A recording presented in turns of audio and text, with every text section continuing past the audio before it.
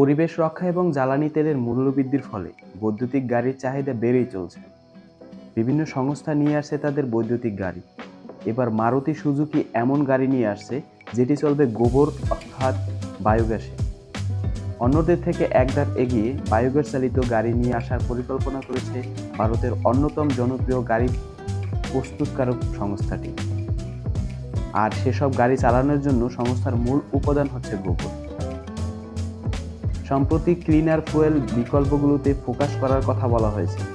সেই চিন্তাভাবনা থেকেই সংস্থাটি বায়োগ্যাস তৈরির গোবর ব্যবহার করবে, যা ভবিষ্যতে সিএনজি চালিত গাড়ি চালানোর কাজে ব্যবহৃত হবে।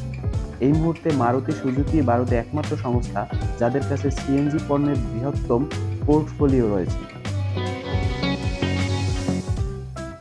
আর সেই গাড়িগুলোকে চালাতে সংস্থাটি এবার বিকল্প জ্বালানি ব্যবহারের পথে হাঁটতে চাইছে বলেই ধারণা করেছে বাজার বিশেষজ্ঞরা। সংস্থার পক্ষ থেকে বলা হয়েছে, কার্বন নিঃসরণ কমাতে এই মুহূর্তে সুজুকির অন্যান্য উদ্যোগ হলো বায়োগ্যাস। আর সেই বায়োগ্যাসের অন্যতম উপাদান হলো গোবর। এই বায়োগ্যাস মারুতি সিএনজি মডেলগুলোর জন্য ব্যবহার করা যেতে পারে। গ্রাম অঞ্চলের প্রায় অধিকাংশ মানুষই গোবরকে বর্জ্য হিসেবে ব্যবহার করেন। সেই গোবর থেকেই বায়োগ্যাস তৈরি করে চালাতে পারবেন গাড়ি। মারুতি সুজুকির এই গাড়ি ভারত ছাড়াও আফ্রিকা, জাপান সহ এশিয়ার অন্যান্য দেশেও চলবে।